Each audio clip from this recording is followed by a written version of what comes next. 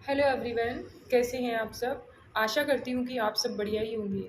आज अपन बात करने वाले हैं हेमरॉइड्स के बारे में। पाइल्स क्या होते हैं, ये क्यों होते हैं और इसका क्या इलाज है और इन सब चीज़ों से कैसे अपन बच सकते हैं। तो सबसे पहले पाइल्स क्या होते हैं। जो भी अपना एनल एरिया होता है उसके आसपास की जो वेसल्स होती हैं, जो वेन्स होती हैं, वो फूल जाती हैं। इन्हीं को अपन पाइल्स बोलते हैं। और पाइल्स दो टाइप के होते हैं, इंटरनल पाइल्स और एक्सटर्नल पाइल्स। इंटरनल पाइल्स होता है वो अपने जो एनएस वाला पार्ट होता है उसके अंदर की तरफ जो वेन्स होती हैं वो फूल जाती हैं, वो पेशेंट को दिखाई नहीं देती हैं। एक्सटर्नल पाइल से बाहर की तरफ अपन को फील होता है जब अपन टच करते हैं या अपन जब मोशन पास करने जाते हैं तो उस टाइम अपन को फील होता है। तो ये दो टाइप के होते हैं और इनमें भी अपन को डिफरेंस कर रखना बहुत ज़रूरी है। जैसे पाइल्स, फिस्टुला, फिशर्स, ये तीनों डिफरेंट चीज़ें होती हैं। जो फिशर्स होते हैं वो जो कॉन्स्टिपेशन होता है उसकी वजह से कट वट लग जाता है एनल एरिया के अंदर, उसको फिशर्स बोलते हैं। और जो फिस्टुला होता है वो एक बोयल जैसा कुछ होता है और उसमें पस फॉर्मेशन हो जाती है, उसको अपन फिस्टुला कहते हैं। और पाइल्स इज़ डिफरेंट थिंग। तो अपन बात करने वाले हैं ये क्यों होता है। तो इसके चार मेन कारण हैं। फर्स्ट है कॉन्स्टिपेशन। जिस भी पेशेंट के अंदर कॉन्स्टिपेशन, क्रोनिक कॉन्स्टिपेशन बना हुआ है उसमें अक्सर पाइल्स देखने को मिलते हैं।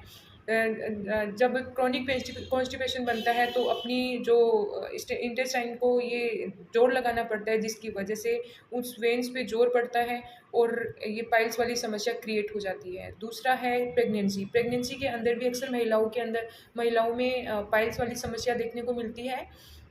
ये जैसे ही प्रेगनेंसी कंप्लीट हुई उसके बाद ये समस्या वापस से हील हो जाती है, लेकिन कुछ कुछ महिलाओं में ये कॉन्टिन्यूसली बनी रहती है। लेकिन रेयरली ऐसा होता है, ये प्रेगनेंसी के अंदर ही रहती है, फिर उसके बाद वापस हील हो जाती है। तीसरा, अपन जब भी अपने अंदर डिहाइड्रेशन होता है, अपन पानी कम पीते हैं या अपन जो प्लेंटी ऑफ फ्लूइड्स ये सब अपन नहीं लेते हैं, तो ये दिक्कत देखने को मिलती है। इसलिए अपन को खूब सारा पानी पीना चाहिए, अपन को बहुत सारी फ्लूइड्स लेना चाहिए जिससे अपनी बॉडी हाइड्रेट रहे। और चौथा है, अगर अपन अनबैलेंस डाइट ले रहे हैं, तली भुनी चीज़ें ज़्यादा खा रहे हैं, उल्टी सीधी चीज़ें खा रहे हैं, फाइबर कंटेंट नहीं ले रहे हैं, इन सब चीज़ों की वजह से भी ये जो हेमरॉइड्स है ये समस्या देखने को मिल सकती है। तो आज मैं आपको बताऊंगी कि इसमें क्या-क्या इन्वेस्टिगेशन करानी है। आपको सबसे पहले तो अगर आपको ये समस्या देखने को मिल रही है तो आपको अपने नज़दीकी डॉक्टर जो गैस्ट्रोएंटरोलॉजिस्ट है या जो भी सर्जन है उसको आपको दिखाना बहुत ज़रूरी है। एंडोस्कोपी ये सब करानी ज़रूरी है, क्योंकि ये पता लगाना ज़रूरी है कि ये पाइल्स ही हैं और किस टाइप का पाइल्स है। तो जो एक्सटर्नल पाइल्स होता है उसके अंदर ब्लीडिंग होना स्टार्ट हो जाती है। अपन जब मोशन पास करने जाते हैं तो उसमें पेन होता है और जब अपन प्रेशर लगाते हैं तो भी बहुत मतलब अनबियरेबल पेन होता है।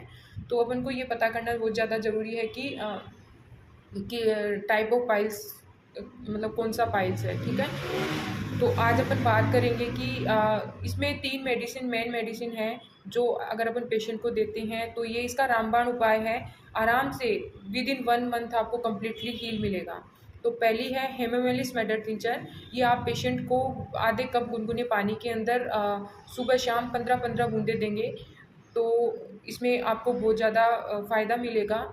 दूसरी है एस्क्युलस मदर टिंचर। ये आपको 20-20 बूंदे पेशेंट को 3 टाइम देने हैं, वही सेम लेने का तरीका है, 20-20 बूंदे लेकिन 3 टाइम आधे कप पानी के अंदर। चौथा है रेक्वेक की एक दवा आती है R13। इसको आप 25-25 बूंदे 25-25 बूंदे गुनगुने पानी के अंदर आपको देनी है। और एक पाइलेक्स ड्रॉप नाम से एक मेडिसिन आती है, ये भी आप 15-15 बूंदे पेशेंट को दिन में 3 बार देनी है, जिससे आपको 1 महीने के अंदर आपको बहुत फ़ायदा देखने को मिलेगा, आप रिलीफ़ फ़ील करेंगे। तो आपको क्या करना है, ये मेडिसिन लेनी है, साथ ही अपनी डाइट में आपको ठीक रखना है, बैलेंस डाइट खानी है, खूब सारा पानी पीना है। इसके अलावा आपको कंटिन्यू अपने जैसे लाइफ़स्टाइल में थोड़ा चेंज करना है, योगा, एक्सरसाइज़ ये सब आपको करना है। डाइट सबसे मेन चीज़ है कि आप अपनी डाइट अच्छी लेंगे तो ऐसी समस्या देखने को ही नहीं मिलेगी। तो आप अपनी लाइफ़स्टाइल में सुधार करें, आपको ज़रूर फ़ायदा होगा। अगर आपको ये वीडियो अच्छा लगा तो अपने दोस्तों के साथ ज़रूर शेयर कीजिएगा। Thank you.